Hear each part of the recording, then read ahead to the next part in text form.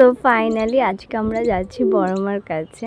প্রায় 1.5 বছর ধরে ইচ্ছে ছিল যে মাকে নিয়ে যাব বড় মার কাছে পুজো দিতে, বাট হয়ে উঠছিল না। শেষমেশ আজ আমরা যাচ্ছি সবাই মিলে। লোক এমনিতেই ঝুলছে।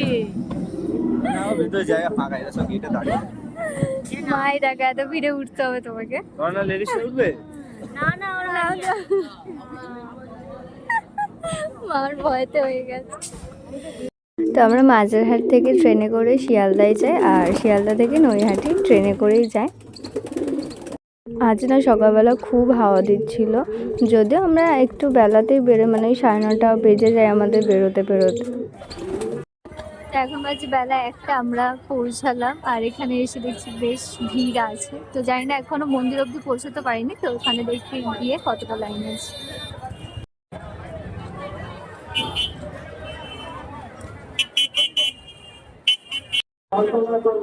আমরা মন্দিরের সামনে পৌঁছে গেছি। এখন আগে ডালাটা নিয়ে নেওয়া হোক, তারপরে ওদিকে লাইন দেবো। এবার বুঝতে পারছি না কতটা লাইন আছে, বেশ দেখতে পাচ্ছি আজকে। ডালা নেওয়া হয়ে গেছে, তো ডালা নিয়ে এদিকে লাইন দিতে এসছি। এই যে ফেরিঘাটের পাশ থেকে লাইনটা পড়েছে এদিকে, মানে বিশাল বড় লাইন, বুঝতেই পারছো। আর এখন বাজে হচ্ছে 1:15। দেখি কটায় পুজো দেওয়া হয়।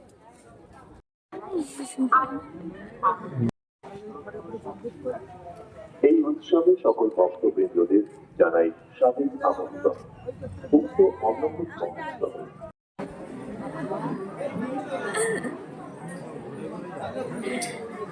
ফাইনালি আমরা মন্দিরের ভিতর ঢুকে গেছি। আজ বেশ ভিড় ছিল, কিন্তু লাইন আজকে বেশ ভিড় ছিল, বাট লাইনটা খুব তাড়াতাড়ি এগিয়েছে।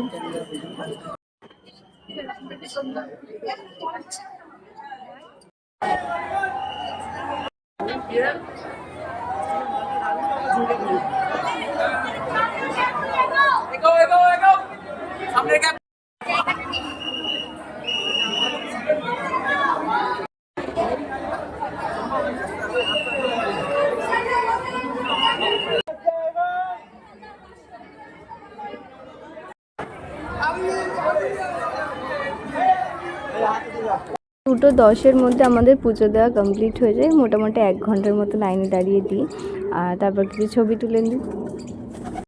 গেছে, সেই জন্য এখন আমরা সবাই একটু খাওয়া দাওয়া করবো।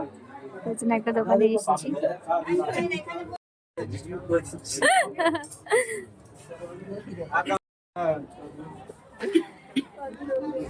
আমরাই পুরো দোকানটাতে আছি, পুরো দোকানটা জুড়ে শুধু আমরা। তো খাওয়া দাওয়া করে নিয়ে এখন আমরা হাঁটতে হাঁটতে স্টেশনের দিকে যাচ্ছি। আর আস্তে আস্তে একটু ফাঁকা হয়ে যাচ্ছে রাস্তা। ওটার আগে এখন আমরা চা খেতে এসছি আবার সবাই। দাঁড়া, আমার হাতে উঠে গেছি। এবার ওরা 4 জন ওই দিকে, আর আমরা 3 জন এইদিকে।